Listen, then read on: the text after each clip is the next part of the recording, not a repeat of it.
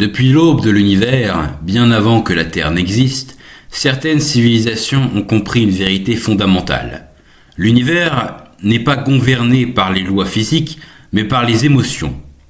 Au commencement, il existait une race quasi divine, les gardiens de l'univers. Ils furent parmi les premières formes de vie intelligentes et observèrent très tôt que les civilisations s'autodétruisaient toujours pour les mêmes raisons. La peur, la colère, l'amour, l'espoir et le désir. Pour empêcher le chaos, les gardiens décidèrent de devenir les architectes de l'ordre cosmique. Ils découvrirent que les émotions n'étaient pas seulement psychologiques, mais qu'elles formaient un spectre d'énergie, une force fondamentale de l'univers, le spectre émotionnel. Chaque émotion possédait sa propre fréquence, sa propre couleur et même sa propre entité cosmique. Les gardiens créèrent alors une arme ultime, les anneaux de pouvoir, capables de canaliser ces énergies.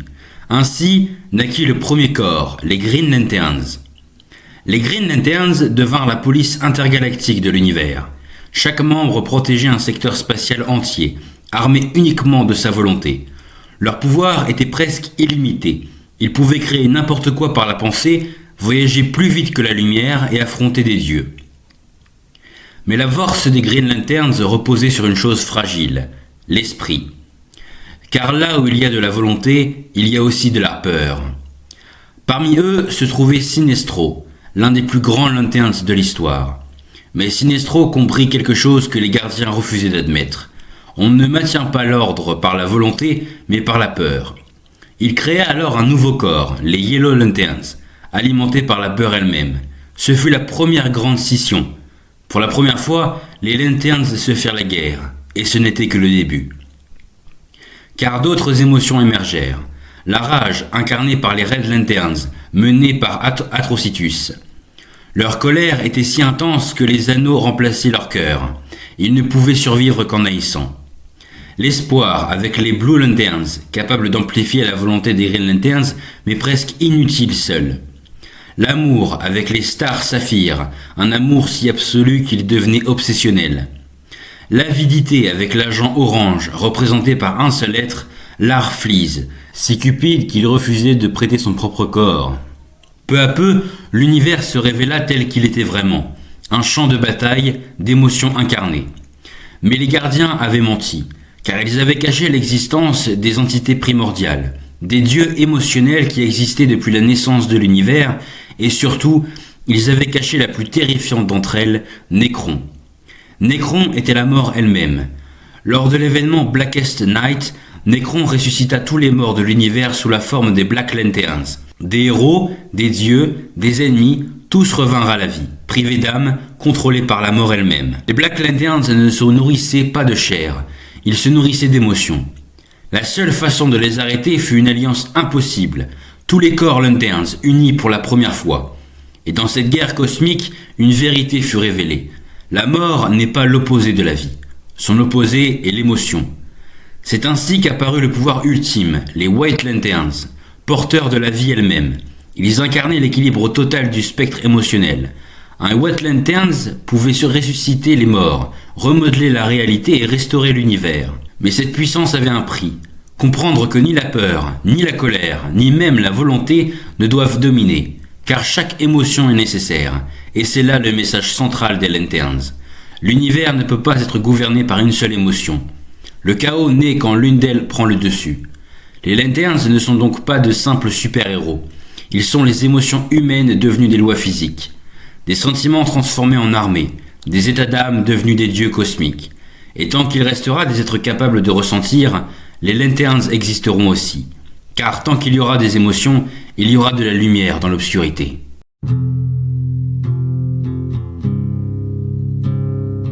Avant d'être des dieux cosmiques, avant d'être des symboles de volonté et de peur, les Lanterns étaient d'abord une simple idée, née dans l'esprit de quelques auteurs dans l'Amérique des années 40. Tout commence en 1940, chez DC Comics. À l'époque, les super-héros explosent. Superman, Batman, Wonder Woman. L'éditeur veut créer un nouveau personnage, mais pas un simple justicier. L'écrivain Bill Finger, le co-créateur de Batman, et le dessinateur Martin Nodell imaginent alors un héros inspiré de mythes anciens, notamment la lampe d'Aladin. Il crée Alan Scott, le tout premier Green Lantern. Mais ce premier Green Lantern n'a rien de cosmique. Son pouvoir vient d'une lanterne magique presque mystique. Il est plus proche de la fantasy que de la science-fiction. Pendant près de 20 ans, Green Lantern reste un héros parmi d'autres. Puis arrive 1959. DC veut moderniser ses personnages pour l'ère spatiale. On est en pleine guerre froide, en pleine course à l'espace. L'éditeur confie le personnage à deux légendes, John Broome, scénariste, et Gil Kane, dessinateur. Il reboote totalement Green Lantern. Alan Scott disparaît, à sa place apparaît Hal Jordan, un pilote d'essai choisi par un extraterrestre mourant, Abin Sur. Cette version-là est révolutionnaire. Pour la première fois, Green Lantern devient science-fiction. Il apparaît à un corps intergalactique. Il n'est plus un magicien mais un policier cosmique. C'est la naissance officielle du Green Lantern Corps tel qu'on le connaît aujourd'hui. Et surtout, c'est l'un des premiers univers partagés cosmiques de l'histoire du comic. Dans les années 70, Dennis O'Neil et Neil Adams transforment Green Lanterns en série engagée politiquement. Ils produisent John Stewart, premier Green Lanterns noir. Des thèmes sociaux, comme le racisme, la guerre ou la pauvreté. Green Lantern devient plus qu'un héros, il devient un miroir de la société. Mais la vraie explosion arrive dans les années 2000. Le véritable créateur de la mythologie moderne des Lanterns, c'est Geoff Johns. Entre 2004 et 2012, il fait ce que personne n'avait fait auparavant. Il transforme Green Lantern en saga cosmique complète. C'est lui qui crée le spectre émotionnel, les Red Lanterns, les Blue Lanterns, les Orange Lanterns, les Starfire modernes, Blackest Night, Brightest Day, les White Lanterns, etc. Autrement dit, 90% de ce que tout le monde connaît aujourd'hui sur les Lanterns vient de Geoff Johns. Avant lui, il n'y avait pas les Lanterns, il n'y avait que Green Lanterns. C'est lui qui transforme le concept en mythologie émotionnelle cosmique. Le premier vrai film live-action est Green Lanterns avec Ryan Reynolds, sorti en 2011. Produit par Warner Bros., c'est un scénario supervisé par Geoff Johns lui-même. Le film adapte Hal Jordan, Les Gardiens, Oa, Parallax, les Green Lantern Corps, mais le film échoue. Le public considère qu'il a un ton trop léger, des effets spéciaux ratés et un scénario beaucoup trop simplifié. Résultat, le public découvre les Lanterns mais sans leur vraie profondeur. Dans le DCEU de Zack Snyder, les Lanterns sont réintroduits à un mythe ancien. On les voit dans Zack Snyder's Justice League. Un Green Lantern participe à la première invasion de Darkseid il y a des millénaires. Cette scène confirme une chose essentielle. Les Lanterns sont déjà là avant tous les héros modernes. Dans les plans initiaux, John Stewart devait être un Green Lantern principal. Les Lanterns devaient affronter Darkseid, mais ces idées ont été abandonnées. Dans le DCEU, les Lanterns sont donc des vestiges d'âge cosmique oubliés. Avec James Gunn, les Lanterns deviennent enfin centraux. La série Lanterns mettra en scène Hal Jordan et John Stewart, mais dans un registre inédit. Un thriller cosmique, une enquête, un polar. Ils enquêtent sur un mystère lié à la Terre, qui pourrait déclencher toute la saga cosmique du DCU. Dans ce nouvel univers, les Lanterns seront les explorateurs dans l'inconnu, les gardiens de l'or cosmique, les personnages qui connectent les humains aux menaces universelles. Les Lanterns sont un cas unique dans la pop culture.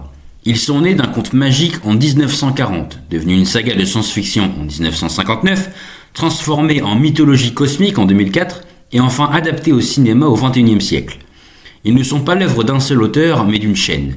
Bill Finger et Martin Nodell, John Broome et Gil Kane, Dennis O'Neil, Geoff Johns, James Gunn.